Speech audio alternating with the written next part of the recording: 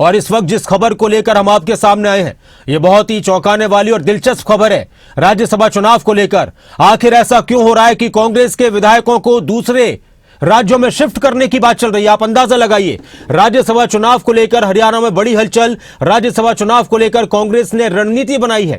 9 मार्च के बाद दूसरे राज्यों में शिफ्ट किया जाएगा कांग्रेस के विधायकों को, सूत्रों के हवाले से खबर आ रही है। 9 मार्च को नामांकन वापसी का आखिरी दिन है। कांग्रेस विधायकों को कर्नाटक शिफ्ट करने की रणनीति बन रही है, सूत्रों के हवाले से खबर। देखिए, अभी पुष्टि तो हमने करे, लेकिन सूत्रों के हवाले से, पुख्ता सूत्रों के हवाले से खबर है, हिमाचल में भी विधायकों को शिफ्ट करने पर विचार चल रहा है। तो एक बड़ी खबर, एक अहम खबर, और ये इसलिए किया जा रहा है ताकि कांग्रेस के विधायक एकजुट रहें, कोई उनको बहला न सके, कोई उनको फुसला न सके, कोई उनको बरगला न सके। बताइए, कमाल की बात है,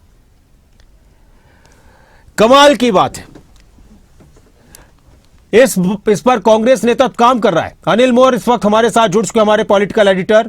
अनिल, ये तो बहुत ही दिलचस्प बात है कि सब कुछ कांग्रेस के पक्ष में, इतने सारे विधायक कांग्रेस के पास, और फिर से कांग्रेस के बड़े बड़े नेताओं की तरफ से बयान आ चुके हैं, सभी नेताओं की तरफ से, जिन जिन गुटों को लेकर कांग्रेस की बात होती है कि कांग्रेस एकजुट है, हमारा प्रत्याशी जीत कर आएगा, उसके बाद कांग्रेस को इस तरह की रणनीति अपनानी पड़ रही, इसकी वजह क्या है? देखिए नासिर, बिल्कुल कांग्रेस की तरफ से इस रणनीति पर पूरा विचार किया जा रहा है। कांग्रेस का जो प्रदेश नेतृत्व है उनकी तरफ से विधायकों को ये संदेश भी भेजा गया है, जो हमारे पुख्ता सूत्र उनके हवाले से बताया गया है कि 9 मार्च का इंतजार किया जा रहा है, क्योंकि 9 मार्च नॉमिनेशन वापस लेने की आखिरी तारीख है राज्यसभा चुनाव के लिए। और कहीं ना कहीं जो हरियाणा कांग्रेस की प्रदेश की इकाई इस बात का इंतजार कर रही है कि क्या 9 मार्च को जो निर्दलीय उम्मीदवार सतीश नांदल है वो नामांकन वापस लेंगे। अगर सतीश नांदल अपना नामांकन वापस नहीं लेते तो कांग्रेस की तरफ से जो प्लान बी बनाया गया, उस प्लान के तहत जो कांग्रेस के विधायक है उनको दूसरे राज्य में शिफ्ट किया जाएगा। सबसे पहले इसी बात पर चर्चा की गई है कि सभी कांग्रेस के विधायकों को एकजुट रखने के लिए कर्नाटक शिफ्ट किया जाए। कर्नाटक को लेकर बातचीत की गई है और ये रणनीति तय की गई है कि 9 मार्च की देर रात या 10 तारीख को सुबह ही सभी विधायकों को कर्नाटक शिफ्ट किया जाएगा। हालांकि कुछ विधायकों की तरफ से ये बात भी नेतृत्व के सामने रखी गई कि कर्नाटक की बजाय हिमाचल ज्यादा ठीक रहेगा, नजदीक रहेगा, क्योंकि कर्नाटक और हिमाचल प्रदेश इन्हीं दोनों राज्यों में कांग्रेस की सरकारें हैं। तो कहीं ना कहीं कांग्रेस विधायकों की तरफ से ये बात भी कही गई है कि कर्नाटक की बजाय हिमाचल प्रदेश ज्यादा नजदीक रहेगा। और इस बात को लेकर रणनीति पर कांग्रेस का जो प्रदेश नेतृत्व है लगातार काम कर रहा है। कांग्रेस आला कमान के लगातार संपर्क में प्रदेश नेतृत्व, और कहीं ना कहीं कांग्रेस आला कमान भी नहीं चाहेगा कि हरियाणा में इस बार किसी तरीके की चूक हो। और क्योंकि 2 सीटों पर चुनाव हो रहे हैं, तीसरा उम्मीदवार मैदान में है, निर्दलीय उम्मीदवार मैदान में, तो कहीं ना कहीं कांग्रेस नेतृत्व को भी लग रहा है कि इस बार हरियाणा में किसी तरीके की अनिल, आपने एक बात कही कि कांग्रेस के कुछ विधायकों ने ये कहा कि भाई कर्नाटक रहने दीजिए, हिमाचल शिफ्ट कर दीजिए, पास में रहेगा, आसान में रहेगा। लेकिन ये भी एक बड़ी बात है कि क्या कांग्रेस के विधायकों ने ये नहीं कहा कि इस पर टेंशन लेने की जरूरत ही नहीं, हम सब एकजुट हैं, कोई खेल नहीं हो सकता? बिल्कुल, देखिए पिछले 2 राज्यसभा चुनाव उठाकर देख लीजिए, जब सुभाष चंद्रा को जीत मिली, कार्तिकेय शर्मा जीते, उसका एग्जाम्पल आप खुद उठाकर देख लीजिए। और कहीं ना कहीं कांग्रेस नेतृत्व को भी लगता है कि जो हरियाणा है, हरियाणा राज्यसभा चुनाव में कभी भी खेला हो सकता है। और इस बार कांग्रेस आलाकमान किसी भी तरीके का रिस्क लेने के मूड में नहीं है। जब कार्तिकेय शर्मा जीत कर आए थे उस वक्त आपको याद होगा कांग्रेस के विधायकों को छत्तीसगढ़ लेकर गए थे। उस वक्त वहां पर कांग्रेस की सरकार होती थी, लेकिन इस बार कर्नाटक को लेकर पहले चर्चा की गई, कर्नाटक ले जाया जाए। कुछ विधायकों ने कहा कि हिमाचल प्रदेश जा सकते हैं, लेकिन इतना जरूर है, नामांकन वापसी की जो तारीख है, नामांकन वापसी की तारीख खत्म होते ही इन विधायकों को दूसरे राज्य में शिफ्ट किया जाएगा, क्योंकि कांग्रेस नेतृत्व नहीं चाहता किसी तरीके की क्रॉस वोटिंग हो, विधायकों में किसी तरीके की टूटन हो। कांग्रेस नेतृत्व चाहता कि हर हालत में इस बार जो कांग्रेस के राज्यसभा उम्मीदवार है करमबीर बोध, वो हर हालत में जीत कर आए, किसी तरीके का एक गलत मैसेज न जाए। और कांग्रेस की यही कोशिश है कि इस बार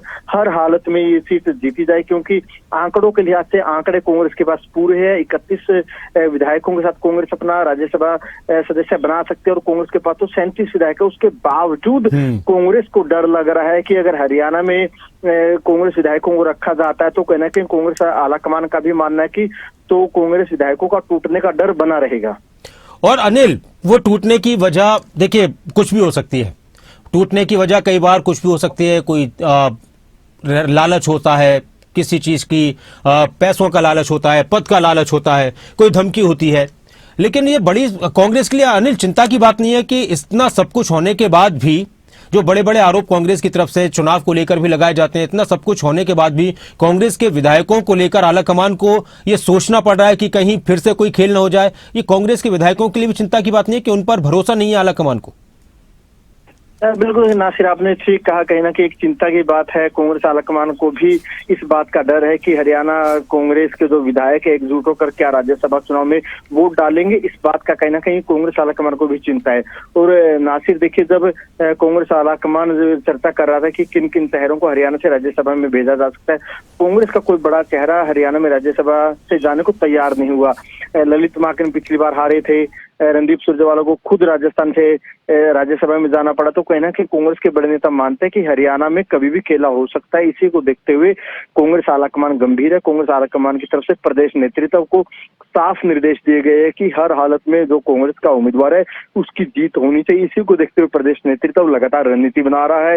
इसी रणनीति के तहत यह तय किया गया है कि कांग्रेस के सभी विधायकों को नामांकन वापसी की तारीख खत्म होते ही सीधा कर्नाटक ले जाया जाए। अब ये बाद में तय हो जाएगा कि कर्नाटक जाएंगे, हिमाचल प्रदेश जाएंगे, लेकिन इतना मानकर चले कि जब तक हरियाणा में राज्यसभा चुनाव है कुल 5-7 दिन के लिए जो कांग्रेस के विधायक है दूसरे राज्य में शिफ्ट किए जाएंगे। ठीक है अनिल, बहुत शुक्रिया आपका इस पूरी जानकारी के लिए, बातचीत के लिए। तो नामांकन वापसी की तारीख तक कांग्रेस ये देखेगी। अगर सतीश नांदल जो निर्दलीय उम्मीदवार हैं वो अपना नामांकन वापस ले लेते हैं तब तो कांग्रेस के विधायक आराम से यहां पर रहेंगे, कोई टेंशन वाली बात नहीं है, कांग्रेस को ये लगता है।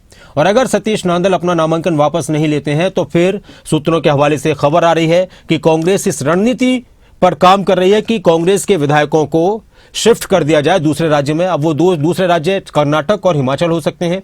ज्यादातर विधायकों को लेकर यह बात निकलकर सामने आ रही है कि वो हिमाचल में शिफ्ट होना चाहते हैं, कि हिमाचल शिफ्ट कर दिया जाए क्योंकि पास का राज्य है, या फिर कर्नाटक शिफ्ट किया जा सकता है। लेकिन हाँ, यह खबर पुख्ता सूत्रों के हवाले से है कि अगर सतीश नांदल अपना नामांकन वापस नहीं लेते हैं तो फिर इस तरह की संभावनाएं बन जाएंगी। वो कोशिश करेंगे, सबसे संपर्क करेंगे। उन्होंने कहा कि वो तो कांग्रेस से ही समर्थन मांगेंगे, बीजेपी से भी मांगेंगे, इनेलो से भी मांगेंगे।